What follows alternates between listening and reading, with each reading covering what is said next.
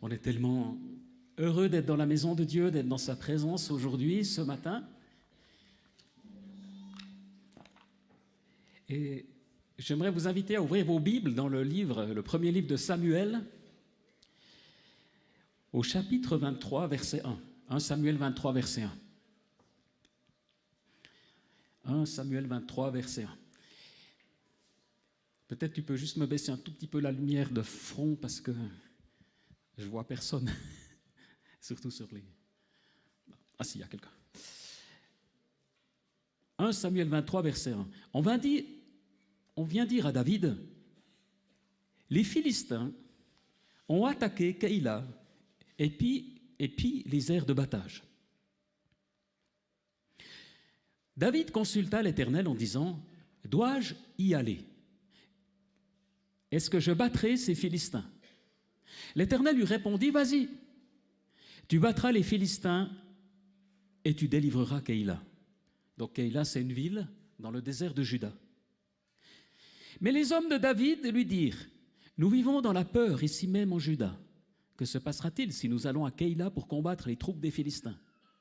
David consulta de nouveau l'Éternel et l'Éternel lui répondit, lève-toi, descends à Keïla, car je livre les Philistins entre tes mains. Alors David alla donc avec ses hommes à Keïla, il se battit contre les Philistins, il emmena leur bétail et leur infligea une grande défaite. C'est ainsi que David délivra les habitants de Keïla.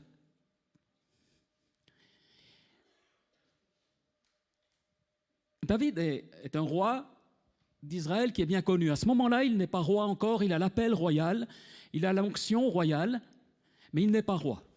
À ce moment-là, dans le livre de Samuel qui retrace sa vie, il est fugitif parce que son beau-père Saül veut sa mort. Il est donc fugitif et avec sa famille, il s'est réfugié de l'autre côté, dans un pays étranger, le pays de Moab. Le pays de Moab. Mais un prophète est venu vers lui et lui a dit « Retourne en Juda ». Alors il a laissé sa famille auprès du roi de Moab pour qu'il soit protégé, et lui-même avec ses hommes a obéi et est revenu côté Juda. Juda, c'est autour de Jérusalem, mais tout ce qui va se prolonger vers le sud. Et le désert de Juda, c'est une zone qui est située entre Jérusalem et la mer Morte.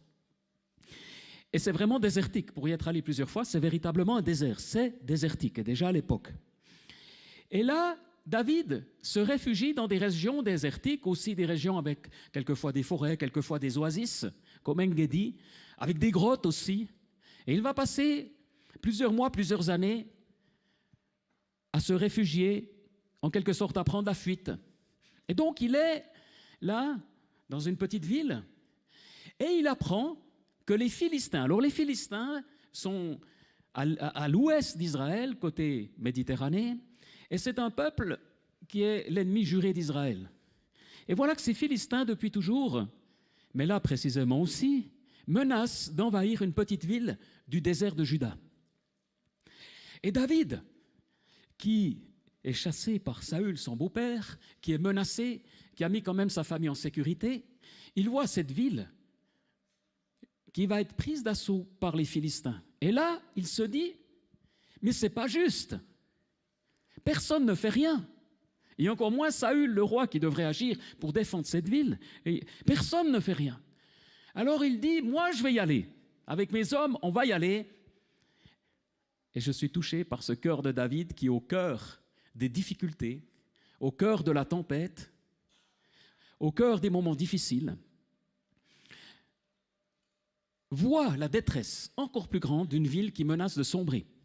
Et donc il s'apprête à entrer dans cette bataille, dans ce combat, avec le cœur qu'il a. Qu'est-ce qu'il a de plus qu'un cœur? Il y a des hommes qui l'ont suivi, mais ce ne sont pas des guerriers formés, ce sont des personnes un peu comme lui qui sont aussi en fuite, qui se sont réunis autour de lui parce qu'ils cherchaient un meneur d'hommes, et ils vont.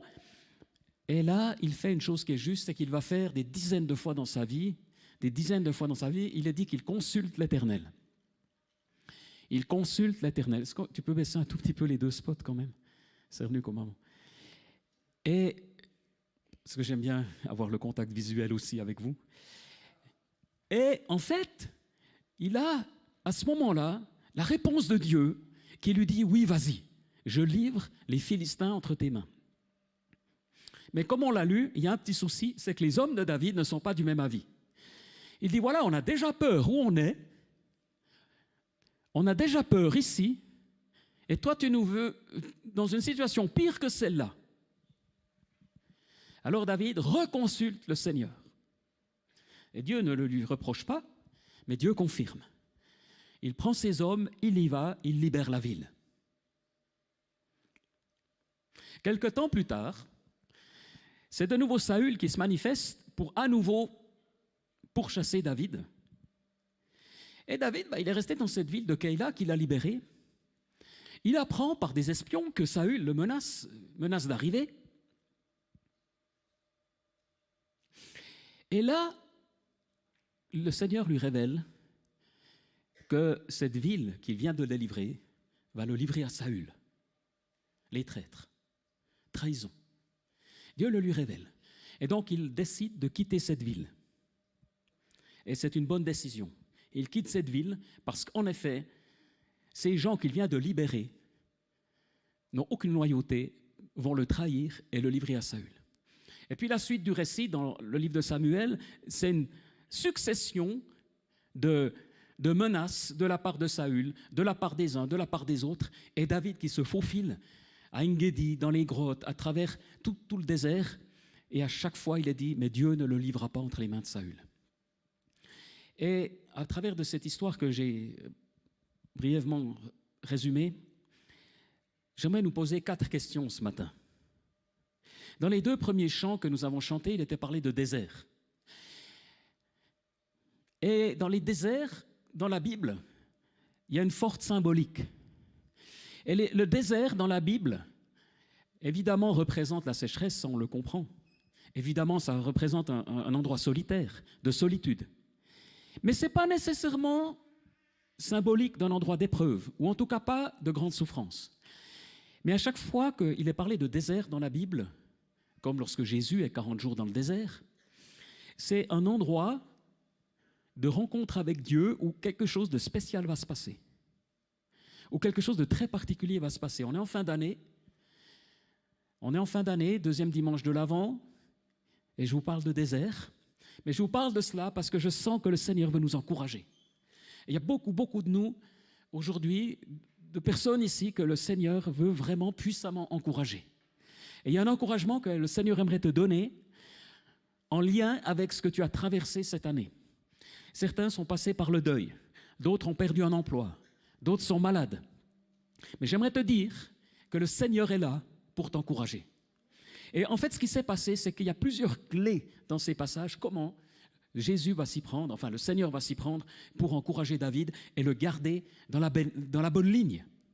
Et comme on l'a souvent dit, il a répondu à l'appel de Dieu. Il a écouté le Seigneur. Et pourtant, il est menacé. Et pourtant, rien n'est sûr. Lui, il ne peut pas savoir qu'un jour, le Messie sera appelé fils de David. Il ne peut pas savoir à ce moment-là qu'un jour, il aura un fils, Salomon, qui construira le temple. Il ne peut pas savoir qu'un jour, il va faire la conquête de Jérusalem. Il ne peut pas savoir que jusqu'à aujourd'hui, c'est le personnage de l'Ancien Testament avec Abraham et Moïse le plus important pour nous. Il ne peut pas savoir tout ça. Lui, il est dans cette petite ville, menacé, avec sa famille qui est plus ou moins en sécurité, mais que provisoirement. Et il est là, et il consulte le Seigneur. Mais la première chose, le point que j'aimerais souligner, qu'est-ce que le Seigneur a déposé dans ton cœur? Comment prendre la bonne décision? Là, c'est rapide, il consulte Dieu, Dieu répond, tout va bien. Comment est-ce que tu consultes le Seigneur dans ta vie? La parole de Dieu, l'enseignement chrétien nous donne des pistes. La première question à te poser, est-ce que c'est conforme à la parole de Dieu? Je me rappelle quelqu'un qui était en instance de divorce, et loin de moi de juger cette personne, c'est même 2 situations différentes que j'ai rencontrées, mais similaires, et je comprends la souffrance qu'il y avait, et loin de moi l'idée de juger. Pourtant, cette personne en situation de divorce, elle trouve une amie, elle trouve une compagne, elle n'est pas divorcée, elle est chrétienne, et puis elle me dit, mais j'ai une relation avec elle, mais qu'est-ce qu'elle m'aime? Qu'est-ce qu'elle m'aime? Ça peut être que de Dieu. Donc elle a des rapports sexuels et ainsi de suite. Mais forcément, à un moment donné, que les émotions aidant, avec un peu de sexualité, un petit peu de ci, des souffrances communes, il y a un temps apparemment béni. Alors je prends exprès un exemple un peu plus extrême que sans doute ce que vous vivez, mais c'est simplement pour dire qu'on ne peut pas entrer dans une bénédiction si on n'est pas conforme à la parole de Dieu.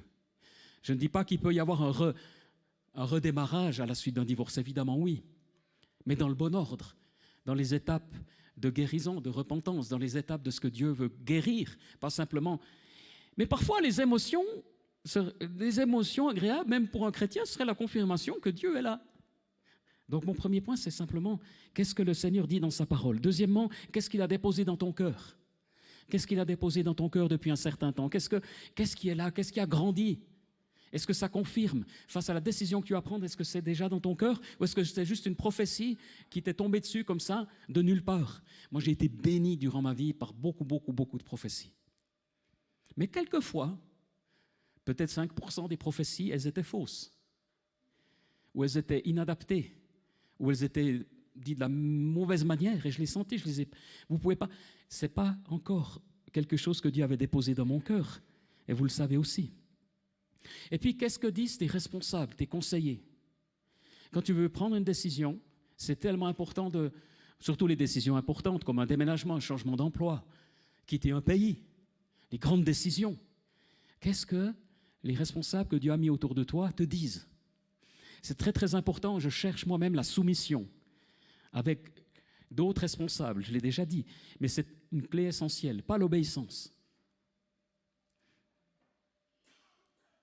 Ce n'est pas à des personnes de maturité autour de moi de me dire ce que je dois faire. Je n'ai pas à leur obéir, sauf si vous êtes dans une entreprise, vous avez un patron. Ça, c'est de l'obéissance. Si un enseignant vous dit quelque chose, voilà, bon, ben, Ce que le Seigneur cherche, c'est la soumission. Et la soumission, c'est consulter ce que Dieu a placé autour de nous. Au final, vous prenez la décision. Et parfois, ça ne va être pas tout à fait en accord avec les gens que vous consultez. Mais David a écouté ces hommes. Et dans ce cas précis, ce n'était pas conforme à la pensée de Dieu. Donc il a continué sur le chemin de Dieu. Parce que ses conseillers étaient imprégnés de crainte et de peur. Ils ne pouvaient pas entendre la voix de Dieu. À d'autres moments, il a consulté ces hommes et ils avaient raison. Et lui ont évité vraiment des pièges incroyables. Donc c'est important de consulter des personnes de confiance.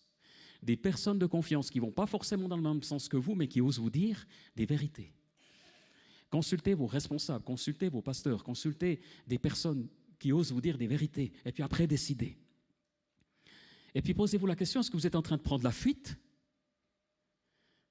Ou à l'inverse, est-ce que vous êtes en train de rester sur place par peur? Vous voulez avancer parce que vous voulez fuir la situation, ou vous voulez rester sur place, à l'inverse, par peur? Dans les deux cas, c'est de l'anxiété. Alors ça, c'est vraiment important. Ma question, c'est qui te connaît? Qui connais-tu? Qui a le droit de parler dans ta vie? Qui a le droit de te confronter? Un peu plus loin dans le texte, il est dit que Jonathan, le fils de Saül, va venir dans ce désert pour encourager David. Et c'est un moment fort. Et en fait, ce Jonathan, il avait compris quelque chose. Il avait vu David qui allait se lever, qui allait prendre la place, qui lui était destiné à lui-même, à Jonathan, en tant que fils du roi. Il aurait dû être le roi, mais il sait que ce n'est pas le cas. Il sait que Dieu a choisi David. Et il en est heureux. Et contre l'avis de son père, pas pour déshonorer son père, mais parce qu'il est obéissant, il honore Dieu d'abord, il va trouver David et il l'encourage. Et ça marche. David en ressort encouragé. Dieu place des gens autour de toi qui vont être déterminants.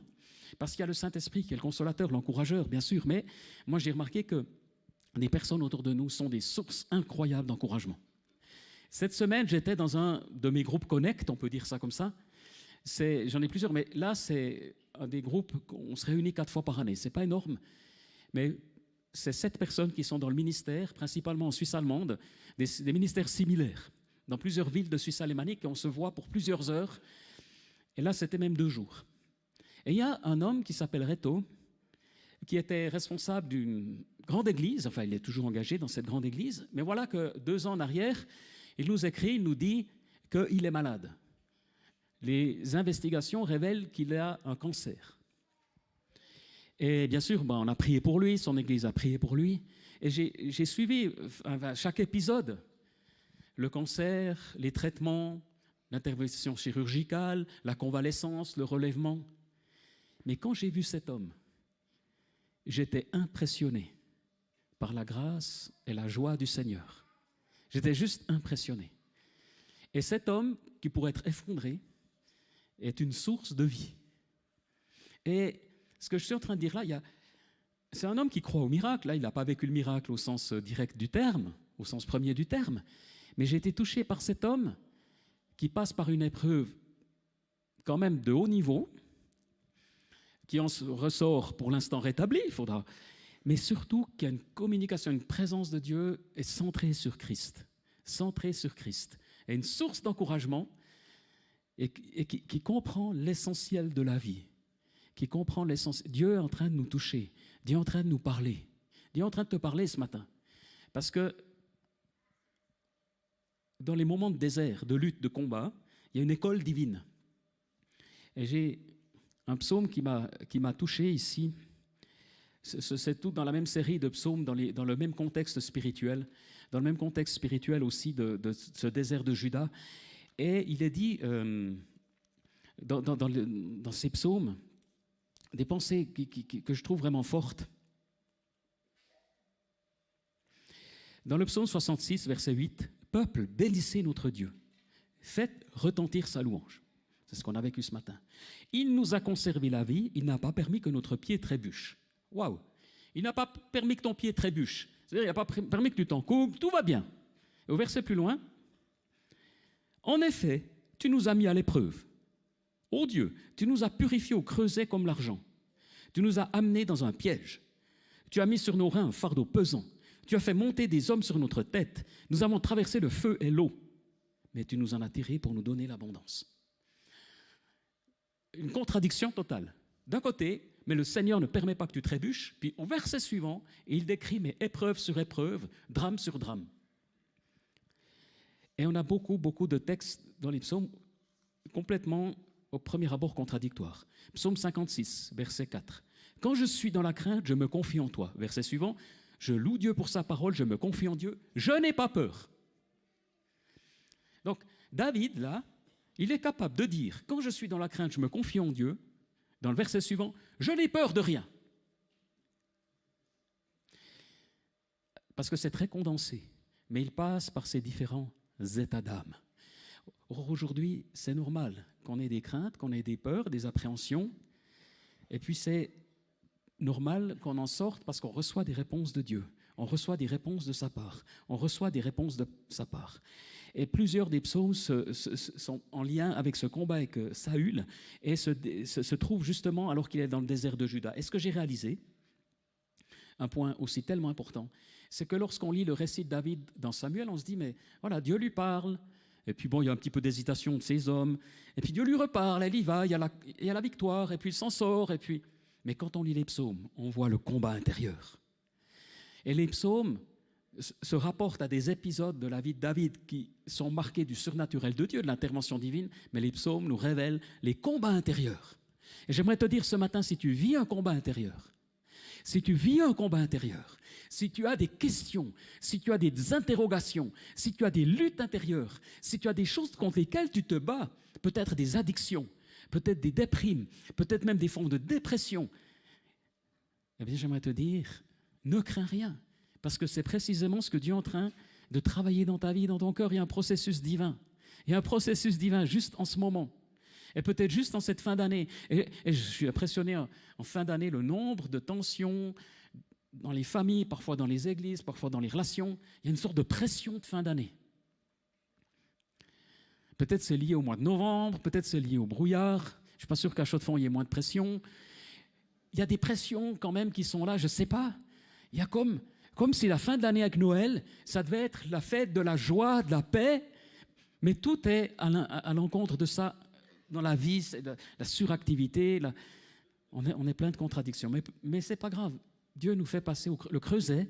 Quand il a parlé du creuset dans la Bible, c'était le forgeron qui faisait fondre les métaux pour éliminer les scories, parce qu'une fois que vous faites fondre un métal et qu'il y a des scories, c'est-à-dire des éléments impurs, ils vont surnager, vous pouvez les éliminer, puis vous gardez vraiment le métal précieux, l'argent ou l'or. Moi, j'ai fait ça quand j'étais ado. Alors, pas avec de l'or et de l'argent, avec du plomb, mais ça fonctionne aussi. J'aimais bien parce que ça fond à 300 degrés, donc on peut bien s'amuser. Enfin, dites-le pas à vos enfants. C'est quand même toxique. Mais je voyais bien ça. Vous pouvez faire plein de jolies formes et de choses. Et en fait, c'est ce que le Seigneur permet. Il y a une sorte de fonte. Et on avait parlé du caractère ces dernières semaines. Ce n'est pas mon propos aujourd'hui, mais c'est plutôt la vie intérieure. Mais je sens que le Seigneur veut t'encourager ce matin. Il y a un puissant encouragement. Ces derniers temps, je priais le Seigneur, puis je lui disais, mais je ne te vois pas assez agir. Égal, agis de plus, et je sais que Dieu agit. Alors, j'ai plutôt prié, mais Seigneur, ouvre-moi les yeux pour que je voie. Et je continue cette prière. Ouvre-moi les yeux. Mais notamment au niveau international. À un moment donné, parce que je prie évidemment au niveau international, on prie pour des sujets, pour le peuple de Dieu, pour Israël, pour différents. Et j'ai eu comme un petit clin d'œil du Seigneur hier. Vous avez ce magnifique sapin de Noël. Il ne faudra pas y mettre le feu, c'est tout en bois. Et en fait, hier, il y avait la fête des chrétiens indonésiens ou des Indonésiens chrétiens de Suisse qui s'est déroulée ici dans les locaux avec une fête, une célébration de Noël, des chants de louanges, un truc incroyable. Et 500 personnes étaient ici, ont mangé aussi, et puis avaient pris les locaux. C'était initié notamment par Ronnie Patissina, par Mélissa aussi et d'autres. Et en fait, ils font ça chaque année dans différents lieux de Suisse. Magnifique fête à la gloire du Seigneur. Et durant cette soirée, avec beaucoup de chants de louanges, avec vraiment des temps de prière, enfin un truc... j'ai vu aussi, il y avait l'ambassadeur et son épouse d'Indonésie qui étaient invités. En sortant, on a vu les deux voitures du corps diplomatique qui étaient là, ils étaient invités, ils ont participé à la soirée. Ce que je dois vous dire, c'est que l'Indonésie, c'est le plus grand pays musulman au monde. Ou disons, c'est le pays qui a le plus de musulmans au monde.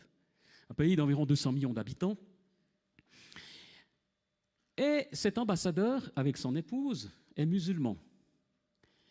Et il a participé à cette fête, au concert qui a suivi. Ils avaient fait venir la chanteuse chrétienne la plus connue d'Indonésie, chanteuse de louanges de haut niveau, et qui a interprété plusieurs chants avec d'autres chanteurs. Ils ont fait une offrande à un moment donné, une offrande pour traduire la Bible dans des langues non traduites en Indonésie. Ils ont réuni une offrande de 2000 francs, ils l'ont annoncé, et tout ça devant l'ambassadeur et son épouse qui avaient le hijab, le voile, et plusieurs femmes musulmanes, ils étaient assis tout devant. Ils applaudissaient les chants, ils étaient... Et puis, à un moment donné, l'organisatrice a dit, devant tout le monde, elle a donné un témoignage, elle a dit, on a beaucoup prié pour cet événement, beaucoup prié parce que financièrement, ça allait être délicat. Évidemment, parce qu'ils offraient à manger à 500 personnes. Ils louent les locaux ici aussi, on ne peut pas vraiment faire un prix d'amis plus que ça, un petit peu, mais on a des charges aussi, enfin, je ne sais pas quelles étaient. Certainement plusieurs milliers de francs. Elle dit, mais on a prié, l'ambassadeur qui est là, et puis l'ambassade nous a donné de l'argent pour la fête de Noël.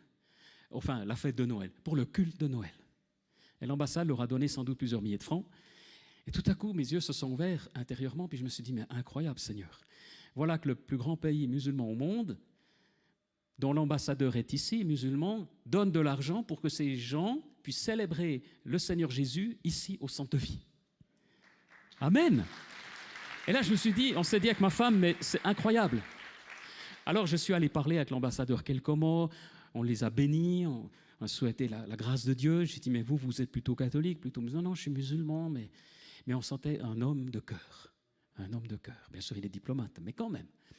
Et je suis touché parce qu'il y avait... À un moment donné, ils ont chanté l'hymne national indonésien. C'était aussi très émouvant, très touchant. Et donc, j'ai été touché par ces chrétiens d'Indonésie qui sont en Suisse, qui aiment le Seigneur, pour beaucoup d'entre eux, et qui célèbrent Dieu, qui ont invité leurs amis, leurs connaissances. Beaucoup de gens qui étaient là n'étaient pas chrétiens, des musulmans étaient là, assis au premier rang, mais sans aucune gêne de l'Évangile. Sans aucune gêne. Tout était centré sur Jésus de bout en bout. Tous les chants étaient centrés sur Jésus-Christ. Tous. Et puis il y avait plusieurs dames avec le voile qui étaient là. Tu te dis, mais Seigneur, un petit clin d'œil de ce que Dieu fait dans le monde d'aujourd'hui. Il y a 10% de chrétiens en Indonésie, mais 90% de musulmans, encore une fois. pour l'instant relativement un pays relativement tolérant par rapport à d'autres. Enfin, ce que je voulais dire, c'est que ça m'a encouragé. Je me suis dit, on peut vivre un petit moment du royaume de Dieu ici, à Neuchâtel. Enfin, en tout cas, ces gens-là peuvent le vivre. On a pu être invités, juste un petit peu goûter à ce moment. Et je me suis dit, mais Dieu nous surprend. Même si c'est un petit peu d'argent, mais là, c'était significatif. Et Dieu a des voies.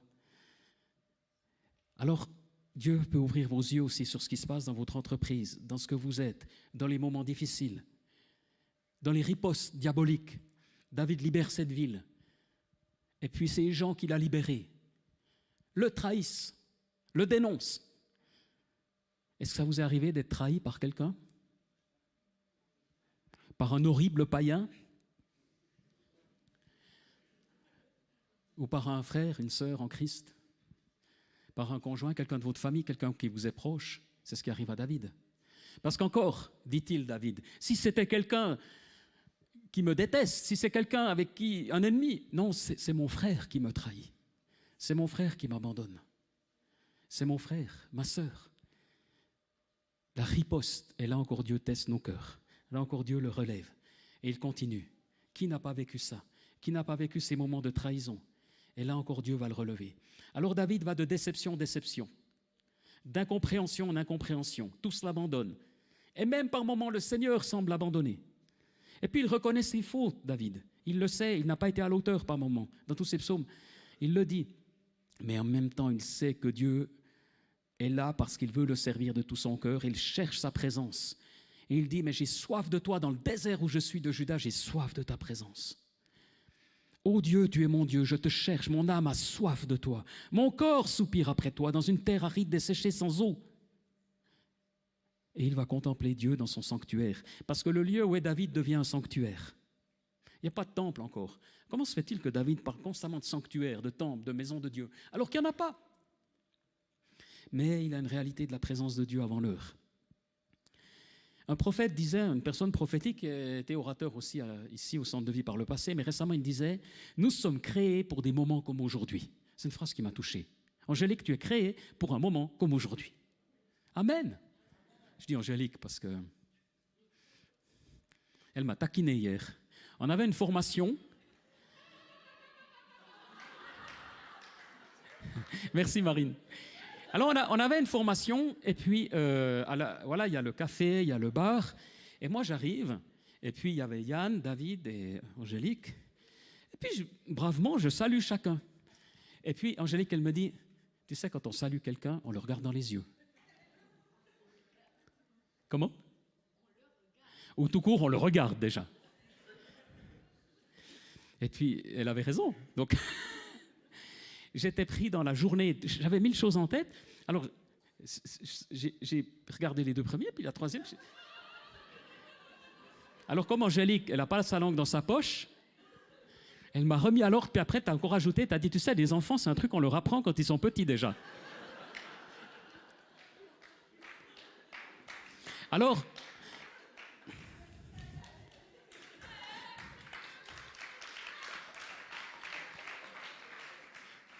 ça, c'est vraiment des frères et sœurs en crise dans la durée parce qu'on peut tout se dire, ou presque. Parce que ça ne m'a pas du tout blessé. Ça ne m'a pas blessé parce que c'est tellement vrai. Et je dis, oui, c'est vrai. Voilà, mais vous me connaissez parfois. Voilà, c'est quand vous êtes avec 1000 pensées en tête. Donc, c'est tout aussi un apprentissage où le Seigneur nous travaille. Et puis, je ne vais pas dévoiler tes défauts. Non, non, non. Alors, on est vraiment tous en chemin, mais c'est vrai, tu es créé pour un moment comme aujourd'hui. Angela, voilà. Petite, mon grand frère, Jean-Pierre, avec le beau chapeau. Tu es créé pour un moment comme aujourd'hui. On est créé, tu es créé pour un moment comme aujourd'hui. J'aime cette phrase. Là, je vois Yann Chauvelon aussi, tout ouvert au Seigneur, et tu es créé. C'est pas facile, ta vie, ton entreprise, ça n'a pas été facile. Je sais, on sait, il a une entreprise de fitness, c'est juste, hein, toujours. Si vous voulez l'aider, ben allez faire du fitness chez lui, ça lui fera aussi un petit apport financier, c'est tout près d'ici, et accessoirement, vous aurez une bonne conversation parce qu'il ne regarde pas les heures passées, il va vous conseiller aussi en nutrition, beaucoup de choses. Et On a des personnes parmi nous qui se sont levées, qui ont démarré des projets, c'est difficile, il y a eu le Covid. Comment ils voulaient survivre à travers le Covid quand tout est interdit? Je ne sais pas comment tu as fait. Tu as envoyé ta femme travailler, je pense. Mais non, elle travaillait déjà. Alors en fait, le Seigneur, il est là pour un jour comme aujourd'hui. Toi, tu es là pour un jour comme aujourd'hui. Tu es fonctionnaire. Tu travailles dans les hôpitaux, dans le réseau hospitalier neuchâtelois, et c'est un bonheur immense, augmentation de salaire, moins d'heures de travail, moins de patients, tout le monde est en bonne santé. Ou peut-être pas, peut-être qu'il est parlé de suppression de personnel, peut-être qu'il y a des pressions incroyables. Mais parce que tu es enfant de Dieu, Dieu t'a créé maintenant pour être là où tu dois être. D'autres dans des entreprises qui licencient, d'autres dans des situations compliquées, dans la maladie, dans des examens. Il y a des jeunes ici qui passent des examens. J'ai réalisé une chose, c'est que vous réalisez un examen, alors en fait, il y a 3 étapes. Mais on loupe la 4e. La première étape, c'est que tu étudies en principe. Puis là, ça va. La deuxième étape, c'est que tu passes l'examen. Mais là, c'est déjà un peu trop tard. On met toute l'énergie là, mais en réalité, c'est avant que ça se passe. 3e étape, à la fin des études, tu as ton diplôme. Sauf que c'est après la vie, où tu vas pratiquer ce que tu as appris, plus ou moins. Et donc, il y a tout un processus du Seigneur. Il y a tout un processus de Dieu. Mais ce que je voulais dire, c'est que c'est avant d'aller que 90% se joue avant. Quand tu es chez toi, que tu n'es pas stressé, ce n'est pas le jour même. L'examen, ça ne va que refléter ce que tu es. Je dis ça pour vous encourager, ça se joue avant. Mais encore là, j'ai vu Dieu dans ma vie intervenir. Et je me rappelle, je terminerai par cet exemple, j'étais aux études en théologie, et à l'époque, on devait commencer par le latin, continuer par le grec. J'ai fait 4 années de grec, 4 années d'hébreu, mais il y avait une année de latin. Or, moi, j'étais issu du lycée scientifique.